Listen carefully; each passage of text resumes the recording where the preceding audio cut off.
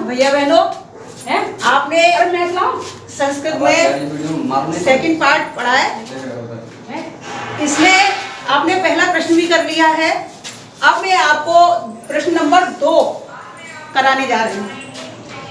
वाक्यम शुद्धम वा अशुद्धम वा इति लिखतु। वाक्य सही है अथवा गलत है ये लिखिए। पहला वाक्य है आपका, रमेशस्य गृहे गणपति पूजा अस्ति। रमेश के घर गणपति पूजा है। आपने पढ़ा था सत्यनारायण पूजा, तो ये अशुद्ध हुआ। आप यहाँ पर ये जो लाइन बनी हुई है उस पर आप लिखेंगे अशुद्ध। क्या लिखेंगे? अशुद्धम।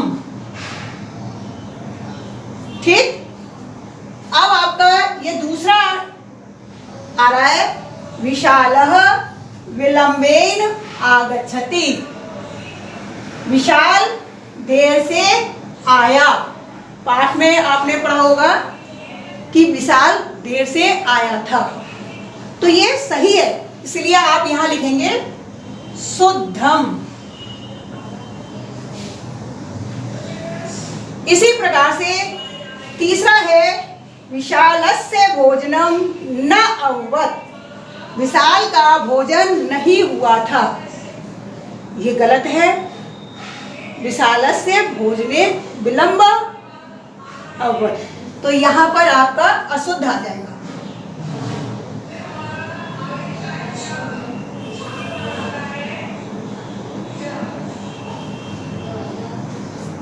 अगला है, प्रमोद बहुत चपलः।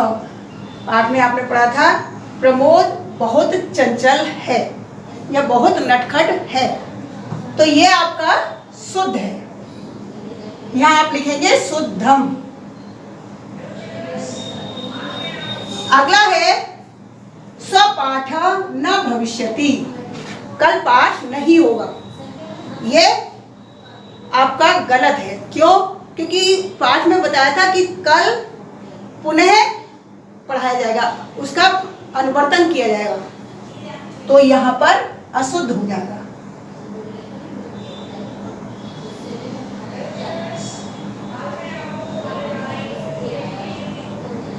भैया बहनों, आपकी समझ में आ गया?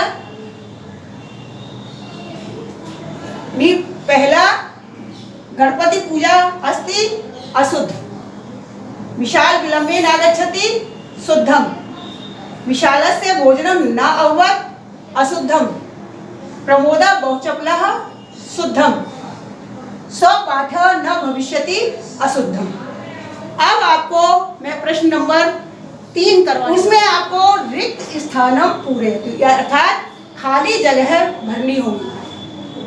किम सर्वे छात्रा सन्ति। तो क्या सभी छात्र उपस्थित थे या अनुपस्थित? तो आपको यहाँ लिखना होगा उपस्थितः। जो खाली स्थान है उसमें आप लिखेंगे उपस्थितः।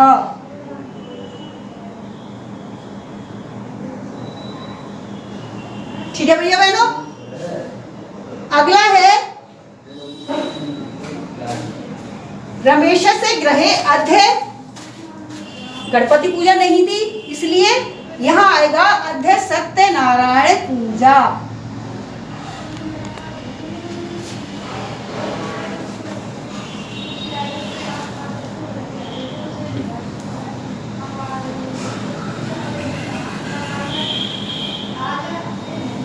सत्यनारायण पूजा अस्ति।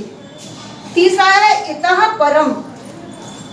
इसके बाद दोबारा, तो यहाँ आएगा विलंबः न भविष्यति, देर नहीं होगी, तो आप यहाँ लिखेंगे विलंबः।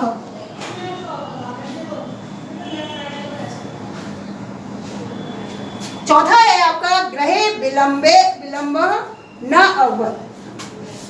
विलंब अवध। तो यहाँ घर में क्या क्यों देर हो गई थी विशाल को आने में? क्योंकि उसका भोजन देर से बना था। तो यहाँ पर आप लिखेंगे गृहे भोजने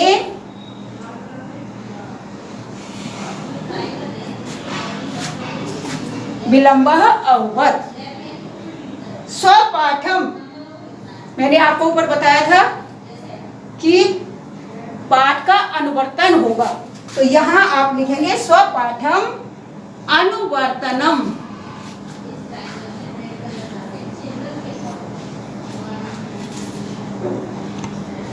करिष्यामः।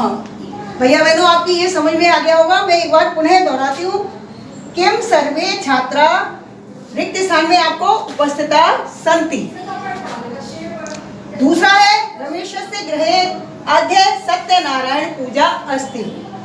तो आपने इसमें सत्यनारायण पूजा भरा हुआ है।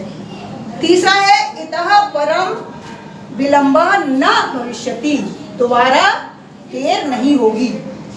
चौथा है गृहे भोजने विलंब अवध, घर में भोजन देर से हुआ। पांचवा है स्वपाठम अनुवर्तनम करिष्यामः, पुनः पाठ दोहराया जाएगा। इस तरह से आप भैया बहन प्रश्न नंबर 2 और प्रश्न नंबर 3 अपनी कॉपी में बहुत सुंदर तरह से लिखेंगे। भैया बहनों, मैंने आपको तीसरा प्रश्न पढ़ाया था, उसके बाद अब मैं प्रश्न नंबर 4 कराने जा रही हूँ, जिसमें आपको थोड़ी सी व्याकरण संबंधी चीज बताई जाएगी। आपकी कुछ क्रियाएं होती हैं, जैसे पढ़ना, खाना, सोना, करना। दोबारा बोलोगे ये चीज? तो ये क्रियाएं होती हैं और इन क्रियाओं के रूप धातुओं में बनते हैं। और ये धातु रूप, जैसे पढ़ने के लिए पठ धातु का प्रयोग होता है। आज मैं आपको पठ धातु के रूप लट लकार यानी वर्तमान काल में दिखाने जा रही हूँ।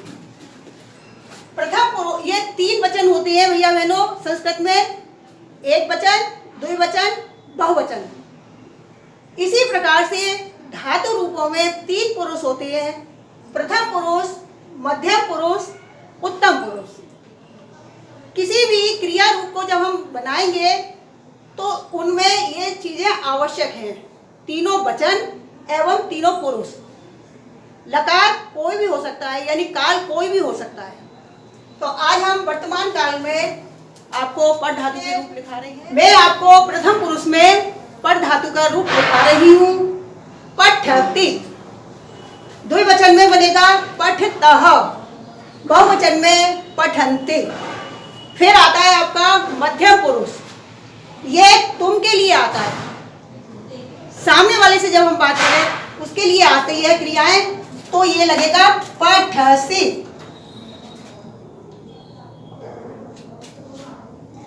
द्विवचन में पठथः, और फिर बहुवचन में बनेगा पठथ।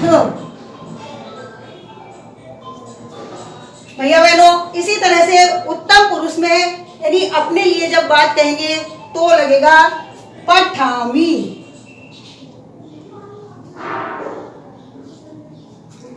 द्विवचन में पठामः, सॉरी पठावह, और बहुवचन में पठामः। भैया बहनों, मैंने आपको पठ धातु के रूप लट लकार वर्तमान काल में बताए हैं। इसी प्रकार से अन्य जो क्रियाएं हैं, जैसे आप क्रि धातु से लेंगे करता है, तो उसके भी ऐसे ही चलेंगे, करोति, कुर्तः, कुर्वन्ति, करोसि, कुर्थः, कुरुथ, करोमि, कुर्वः, कुर्मः।